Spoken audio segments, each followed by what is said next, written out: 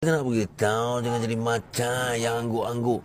Tak tahu apa, kalau kadang-kadang saya cakap pun kadang-kadang tak betul pun. Dia spin.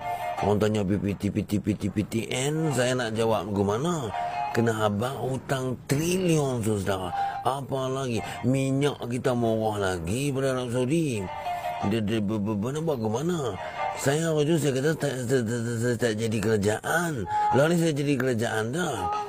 Saya sendiri merasa heran kenapa orang UMNO cukup marah meluat pada saya padahal saya dah buat face yang terbaru ni. You just face it. Korang perasan tak masa Pak Non jadi Perdana Menteri ni, apa dia ajak saya ke pergi luar negeri?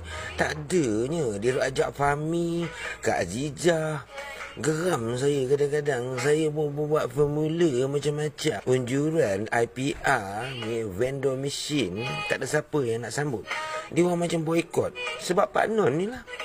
Ada yang semua sementara kita menjadi Menteri Datuk Seri kah, JKK kah, ahli-ahli PAN kena tunjuk buat kerja walaupun kita tak kerti. Jangan buat leceh. Jangan buat leceh dan buat sampai dan buat ramai. Saya kuampuk pabe. Aku berada kuasa veto boleh tukar hamba. Si kata bahawa ini yang berlaku realitinya. Kita semakin dipinggirkan dalam perjuangan ini. Ibarat kita menteri darah mi abu, tak diajak, tak disemua. Tiba-tiba dia kata bertambah. Kita tak boleh tambah. Dia kata habis aku. Padahal tak habis lagi aku. Nampak sangat permainan mereka nak pinggirkan kita. Hang bapa. Saya mai tengok parit gila ni. Mereka kata nak tarik kamlin. Tunggu PO kata tak main lagi. Ni duk tengok plan.